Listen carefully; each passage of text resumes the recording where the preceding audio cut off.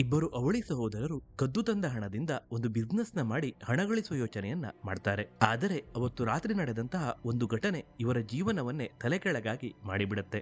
ಅಷ್ಟಕ್ಕೂ ಆ ಘಟನೆಯಾದ್ರೂ ಏನು, ಈ ಸಹೋದರರಿಗೆ ಏನಾಯ್ತು, ಈ ಎಲ್ಲಾ ಪ್ರಶ್ನೆಗಳಿಗೂ ನಿಮ್ಗೆ ಉತ್ತರ ಬೇಕು ಅಂದ್ರೆ ಈ ಸಿನಿಮಾನ ನೀವು ನನ್ ಜೊತೆ ಕೊನೆವರೆಗೂ ನೋಡಿ. ನಮಸ್ತೆ and welcome to thriller explainer Kannada YouTube channel. ಇವತ್ತಿನ ವಿಡಿಯೋದಲ್ಲಿ ಒಂದೊಳ್ಳೆ ಸಸ್ಪೆನ್ಸ್ ಥ್ರಿಲ್ಲರ್ ಸಿನಿಮಾನ ಎಕ್ಸ್ಪ್ಲೇನ್ ಮಾಡ್ತಾ ಇದ್ದೀನಿ. ಸೊ ಈ ವಿಡಿಯೋನ ಕೊನೆವರೆಗೂ ನೋಡಿ. 1932ರಲ್ಲಿ ಮಿಸಿಸಿಪ್ಪಿಯ ಡೆಲ್ಟಾದಲ್ಲಿ ನಡೆಯುವ ಒಂದು ಥ್ರಿಲ್ಲಿಂಗ್ ಕತೆ. ಚಿತ್ರದ ಮೊದಲ ಸೀನ್ನಲ್ಲಿ ಮೈಯೆಲ್ಲ ರಕ್ತವಾಗಿರುವ ಸ್ಯಾಮಿ ಒಂದು ಮುರಿದ ಗಿಟಾರ್ನೊಂದಿಗೆ ಚರ್ಚ್ಗೆ ಬರ್ತಾನೆ. ಚರ್ಚ್ನ ಒಳಗಡೆ ಜನರು ಪ್ರೇಯರ್ನ ಮಾಡ್ತಾ ಇದ್ದಾರೆ. ಸ್ಯಾಮಿ ಚರ್ಚಿನ ಒಳಗೆ ಬಂದಾಗ ಇವನ ಗಾಯವಾದ ಮುಖ ಹಾಗೂ ರಕ್ತದಿಂದ ಕೂಡಿದ ದೇಹವನ್ನು ನೋಡಿದ ಚರ್ಚಿನ ಒಳಗಡೆ ಇದ್ದ ಜನರು ಗಾಬರಿಯಾಗ್ತಾರೆ. ಸ್ಯಾಮಿ ಚರ್ಚಿನ ಒಳಗೆ ಬರ್ತಾ ಇದ್ದಂತೆ ಸ್ಯಾಮಿಗೆ ವಿಚಿತ್ರವಾದ ಭಯಾನಕ ವಿಷನ್ಗಳು ಕಾಣ್ತಾ ಇರತ್ತೆ. ಚರ್ಚಿನ ಫಾದರ್ ಆಗಿರೋ ಸ್ಯಾಮಿಯ ತಂದೆ ಜೆಡಿಯ ಸ್ಯಾಮಿಯನ್ನ ತಬ್ಬಿಕೊಂಡು, ನಿನ್ನ ಶಾಪದ ಗಿಟಾರನ್ನು ಬಿಡು, ನನ್ನ ಹಾಗೆ ದೇವರ ಸೇವೆಯನ್ನ ಮಾಡಿಕೊಂಡು ಇರು ಅಂತ ಹೇಳ್ತಾನೆ. ಇಲ್ಲಿಗೆ ಈ ಸೀನ್ ಎಂಡ್ ಆಗತ್ತೆ. ಸ್ಯಾಮಿಗೆ ಮುಖದ ಮೇಲೆ ಗಾಯ ಆಗಿ ಮೈಯೆಲ್ಲ ರಕ್ತ ಆಗಿರೋದಾದ್ರೂ ಯಾಕೆ, ಅವನಿಗೆ ಈ ಭಯಾನಕ ವಿಷನ್ಗಳು ಯಾಕೆ ಕಾಣ್ತಾ ಇದೆ ಅನ್ನೋದು ನಮಗೆ ಮುಂದೆ ಗೊತ್ತಾಗತ್ತೆ. ಮುಂದಿನ ಸೀನ್ ನಲ್ಲಿ ಒಂದು ದಿನದ ಹಿಂದೆ ಏನಾಗಿತ್ತು ಅನ್ನೋದನ್ನ ತೋರಿಸ್ತಾರೆ.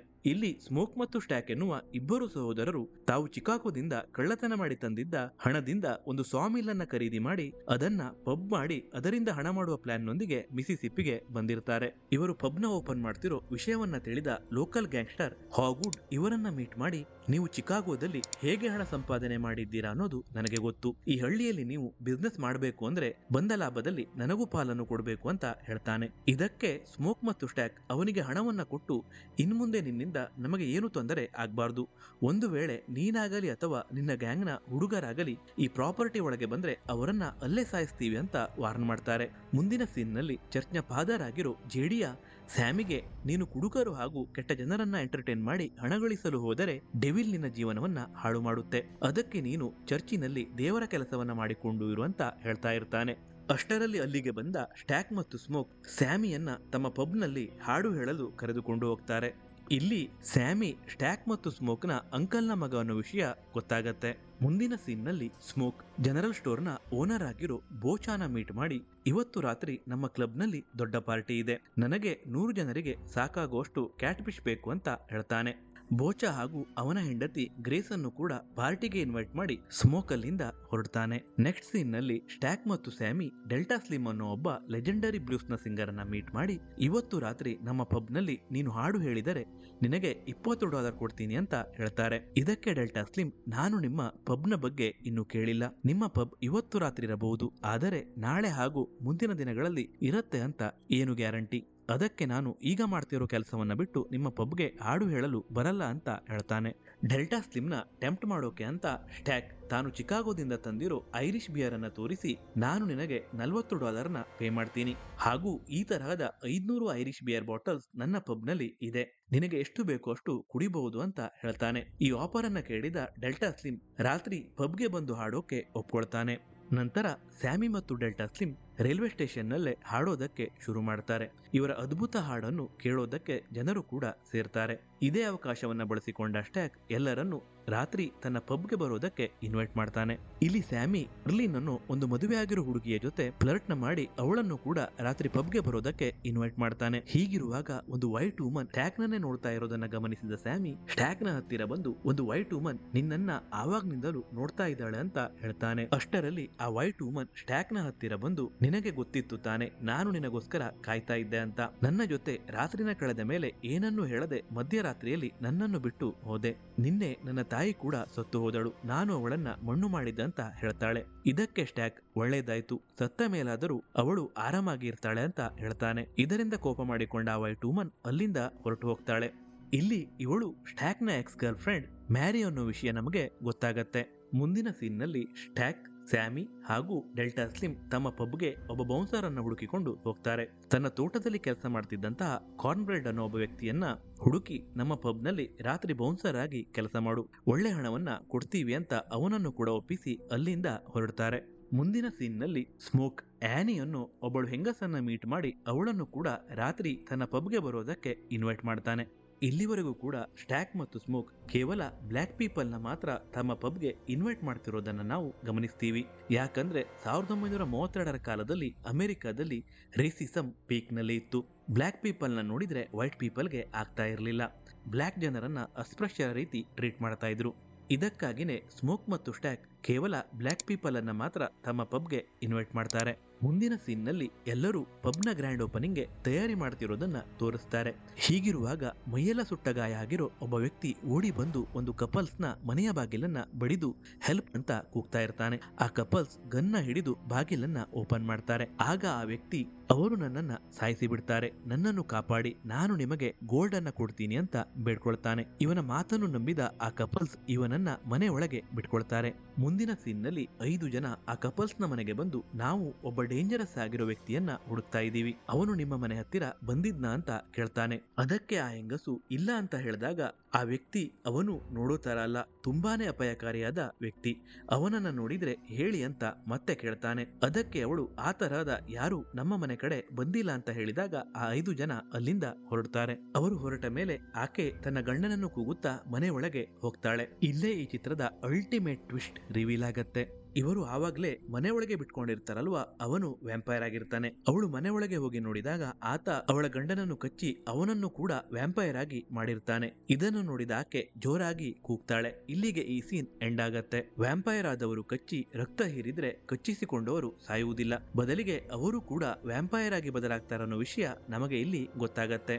ಈ ಕಡೆ ಇದ್ಯಾವ ವಿಷಯ ಕೂಡ ಗೊತ್ತಿಲ್ಲದ ಟ್ಯಾಕ್, ಸ್ಮೋಕ್ ಮತ್ತು ಪಬ್ನ ಮೆಂಬರ್ಸ್ ಪಬ್ನ ಗ್ರ್ಯಾಂಡ್ ಓಪನಿಂಗ್ಗೆ ಎಲ್ಲ ತಯಾರಿನ ಮಾಡ್ತಾ ಇದ್ದಾರೆ. ನೋಡ್ತಾ ನೋಡ್ತಾ ಪಬ್ನ ತುಂಬಾ ಜನ ಸೇರ್ತಾರೆ. ಡೆಲ್ಟಾ ಸ್ಲಿಮ್ ಹಾಡು ಹೇಳ್ತಾ ಇದ್ರೆ ಮುಂದೆ ಆಗೋ ಭಯಾನಕ ಘಟನೆಯ ಅರಿವಿಲ್ಲದೆ ಪಬ್ಗೆ ಬಂದಿರೋ ಜನ ಡ್ರಿಂಕ್ಸ್ ಮಾಡ್ತಾ ಡ್ಯಾನ್ಸ್ ಮಾಡ್ತಾ ಇದ್ದಾರೆ. ಸ್ಯಾಮಿ ರೈಲ್ವೆ ಸ್ಟೇಷನ್ ನಲ್ಲಿ ಫ್ಲರ್ಟ್ ಮಾಡಿದ್ನಲ್ಲ, ಆ ಹೆಂಗಸು ಕೂಡ ಇವರ ಪಬ್ಗೆ ಬಂದಿರ್ತಾಳೆ. ಬೌನ್ಸರ್ ಆಗಿರೋ ಕಾರನ್ರೆಡ್ ಪಬ್ಗೆ ಬರೋರನ್ನ ಚೆಕ್ ಮಾಡಿ ಒಳಗಡೆ ಬಿಡ್ತಾ ಇದ್ದಾನೆ. ಹೀಗಿರುವಾಗ ಟ್ಯಾಕ್ ನ ಎಕ್ಸ್ ಗರ್ಲ್ ಫ್ರೆಂಡ್ ಮ್ಯಾರಿ ಪಬ್ಗೆ ಬರ್ತಾಳೆ. ಬಟ್ ಆಗ್ಲೇ ಹೇಳಿದ ಹಾಗೆ ಈ ಪಬ್ನ ಒಳಗಡೆ ಬ್ಲ್ಯಾಕ್ ಮೆಂಬರ್ಸ್ಗೆ ಮಾತ್ರ ಎಂಟ್ರಿ ಇರೋದ್ರಿಂದ ಕಾರನ್ರೆಡ್ ಮ್ಯಾರಿಯನ್ನ ಒಳಗಡೆ ಬಿಡೋದಿಲ್ಲ. ಹೀಗಿರುವಾಗ ಅಲ್ಲಿಗೆ ಬಂದ ಸ್ಟ್ಯಾಕ್ ಮ್ಯಾರಿ ನನಗೆ ಪರಿಚಯ ಇರೋಳೆ ಅಂತ ಹೇಳಿದಾಗ ಕಾರನ್ರೆಡ್ ಅವಳನ್ನ ಒಳಗಡೆ ಹೋಗೋಕೆ ಬಿಡ್ತಾನೆ. ಪಬ್ನ ಒಳಗಡೆ ಪಾರ್ಟಿ ತುಂಬಾ ಜೋರಾಗಿ ನಡೀತಾ ಇದೆ. ಬಂದ ಜನ ಡ್ರಿಂಕ್ಸ್ ಮಾಡಿ ಡ್ಯಾನ್ಸ್ ಮಾಡ್ತಾ ಎಂಜಾಯ್ ಮಾಡ್ತಾ ಇದ್ದಾರೆ. ಸ್ಮೋಕ್, ಸ್ಟ್ಯಾಕ್ ಮತ್ತು ಆನಿ ಬಿಸ್ನೆಸ್ ನ ಬಗ್ಗೆ ಮಾತನಾಡ್ತಾ ಇದ್ದಾರೆ. ಸ್ಯಾಮಿ ಮತ್ತು ಮ್ಯಾರಿ ಪಬ್ನ ಕೌಂಟರ್ ನಲ್ಲಿ ಕೂತ್ಕೊಂಡು ಮಾತನಾಡ್ತಾ ಇದ್ದಾರೆ. ಇಲ್ಲಿ ಸ್ಯಾಮಿ ಮ್ಯಾರಿಗೆ ನಿನಗೆ ಸ್ಟ್ಯಾಕ್ ಮತ್ತು ಸ್ಮೋಕ್ ನ ಪರಿಚಯ ಹೇಗೆ ಅಂತ ಕೇಳ್ತಾನೆ. ನನ್ನ ಅಪ್ಪ ಹಾಫ್ ಬ್ಲ್ಯಾಕ್ ಮತ್ತು ನನ್ನ ಅಮ್ಮ ನರ್ಸ್. ಸ್ಟ್ಯಾಕ್ ಮತ್ತು ಸ್ಮೋಕ್ ನ ಡೆಲಿವರಿ ಮಾಡಿಸಿದ್ದು ನನ್ನ ಅಮ್ಮ. ಡೆಲಿವರಿ ಟೈಮ್ ನಲ್ಲಿ ಸ್ಟ್ಯಾಕ್ ಮತ್ತು ಸ್ಮೋಕ್ ನ ಅಮ್ಮ ಸತ್ತು ಹೋದಾಗ ಇವರನ್ನ ತನ್ನ ಸ್ವಂತ ಮಕ್ಕಳ ಹಾಗೆ ಬೆಳೆಸಿದಳು.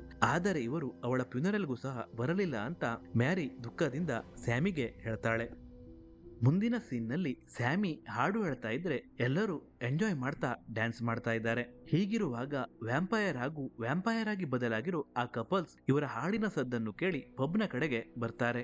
ಇವರು ಪಬ್ನ ಕಡೆ ಬರ್ತಿರೋದನ್ನ ನೋಡಿದ ಬೌನ್ಸರ್ ಸ್ಟ್ಯಾಕ್ ಮತ್ತು ಸ್ಮೋಕ್ ನ ಕರೀತಾನೆ. ಸ್ಮೋಕ್ ಅಲ್ಲಿಗೆ ಬಂದು ಯಾರು ನೀವು ಅಂತ ಕೇಳಿದಾಗ ನನ್ನ ಹೆಸರು ರೆಮಿಕ್, ಇವರು ಜೋನ್ ಮತ್ತು ಬ್ರೆಟ್ ಅಂತ ವ್ಯಾಂಪೈರ್ ಲೀಡರ್ ಹೇಳ್ತಾನೆ. ನಾವು ಹತ್ತಿರದ ರೋಡ್ ನಲ್ಲಿ ಹೋಗ್ತಾ ಇದ್ವಿ, ನಿಮ್ಮ ಹಾಡನ್ನು ಕೇಳಿ ಇಲ್ಲಿಗೆ ಬಂದ್ವಿ, ನಾವು ಕೂಡ ಹಾಡನ್ನು ಹೇಳ್ತೀವಿ ಅಂತ ಈ 3 ವ್ಯಾಂಪೈರ್ಸ್ ಹಾಡು ಹೇಳೋಕೆ ಶುರು ಮಾಡ್ತಾರೆ. ಆದರೆ ಸ್ಟ್ಯಾಕ್ ಮತ್ತು ಸ್ಮೋಕ್ ಈ ಪಬ್ ಓನ್ಲಿ ಬ್ಲ್ಯಾಕ್ ಪೀಪಲ್ ಗೆ ಮಾತ್ರ, ವೈಟ್ ಪೀಪಲ್ ಗೆ ಒಳಗೆ ಎಂಟ್ರಿ ಇಲ್ಲ ಅಂತ ಹೇಳಿ ಅವರನ್ನ ಅಲ್ಲಿಂದ ಹೋಗೋಕೆ ಹೇಳ್ತಾರೆ. ಪಬ್ ನಲ್ಲಿ ಇರೋ ಯಾರಿಗೂ ಸಹ ಇವರು ವ್ಯಾಂಪೈರ್ಸ್ ಅನ್ನೋ ವಿಷಯ ಗೊತ್ತಿರಲ್ಲ. ಈ ಕಡೆ ಪಬ್ನ ಒಳಗಡೆ ಪಾರ್ಟಿ ಜೋರಾಗಿ ನಡೀತಾ ಇದೆ. ಅಷ್ಟರಲ್ಲಿ ಮನೆಗೆ ಹೋಗಲು ಪಬ್ನ ಹೊರಗಡೆ ಬಂದ ಮ್ಯಾರಿ ಈ ವ್ಯಾಂಪೈರ್ಸ್ ಹಾಡು ಹೇಳ್ತಿರೋದನ್ನ ಕೇಳಿ ಅವರ ಹತ್ತಿರ ಹೋಗ್ತಾಳೆ. ಅವರನ್ನ ಮಾತನಾಡಿಸ್ತಾ ಇರುವಾಗ ಅವರು ನಿಧಾನವಾಗಿ ವ್ಯಾಂಪೈರ್ಸ್ ಆಗಿ ಬದಲಾಗೋದನ್ನ ಗಮನಿಸಿದ ಮ್ಯಾರಿ ಗನ್ನ ತೋರಿಸಿ ಅಲ್ಲಿಂದ ಓಡಿ ಪಬ್ನ ಒಳಗಡೆ ಹೋಗೋದಕ್ಕೆ ಪ್ರಯತ್ನ ಪಡ್ತಾಳೆ. ಆದರೆ ವ್ಯಾಂಪೈರ್ ಲೀಡರ್ ಆಗಿರೋ ರೆಮಿಕ್ ಅವಳ ಹಿಂದಿನಿಂದ ಹಾರಿ ಬಂದು ಅವಳ ಎದುರಿಗೆ ನಿಲ್ತಾನೆ.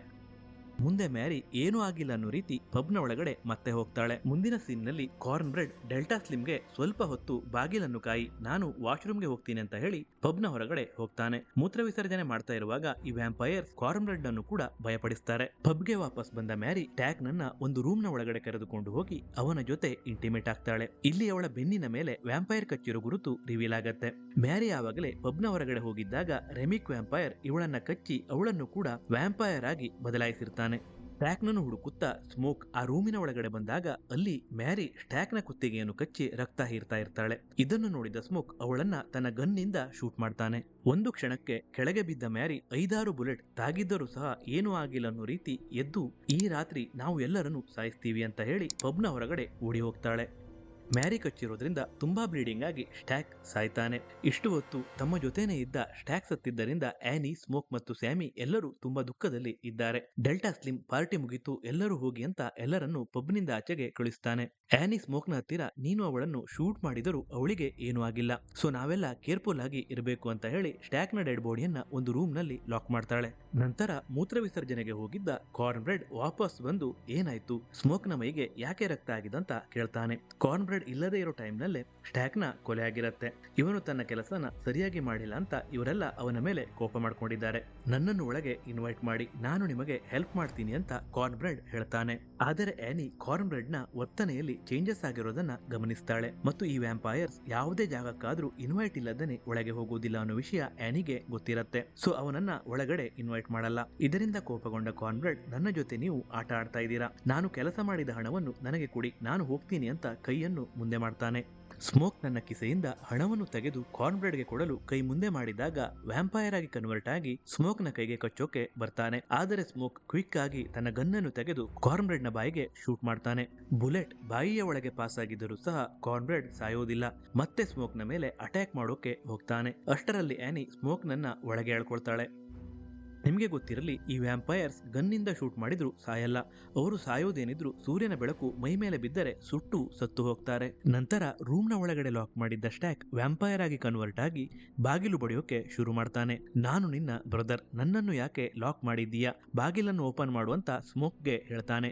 ಆದರೆ ಆನಿ, ಅವನು ನಿನ್ನ ಬ್ರದರ್ ಅಲ್ಲ, ನಿನ್ನ ಬ್ರದರ್ ಸತ್ತು ಹೋಗಿದ್ದಾನೆ, ಅದನ್ನ ನಾವೆಲ್ಲ ನೋಡಿದ್ವಿ ತಾನೆ ಅಂತ ಹೇಳಿ ಡೋರ್ನ ಓಪನ್ ಮಾಡೋದಕ್ಕೆ ಬಿಡಲ್ಲ. ಅಷ್ಟರಲ್ಲಿ ಸ್ಟ್ಯಾಕ್ ಡೋರ್ನ ಮುರ್ಕೊಂಡು ಹೊರಗಡೆ ಬಂದು ಇವರ ಮೇಲೆ ಅಟ್ಯಾಕ್ ಮಾಡೋದಕ್ಕೆ ಟ್ರೈ ಮಾಡ್ತಾನೆ. ಆಗ ಆನಿ ಬೆಳ್ಳುಳ್ಳಿಯ ನೀರನ್ನು ಇವನ ಮುಖದ ಮೇಲೆ ಎಸಿತಾಳೆ. ವ್ಯಾಂಪೈರ್ಸ್ಗೆ ಬೆಳ್ಳುಳ್ಳಿ ನೀರು ಸಹ ಆಗಲ್ಲ.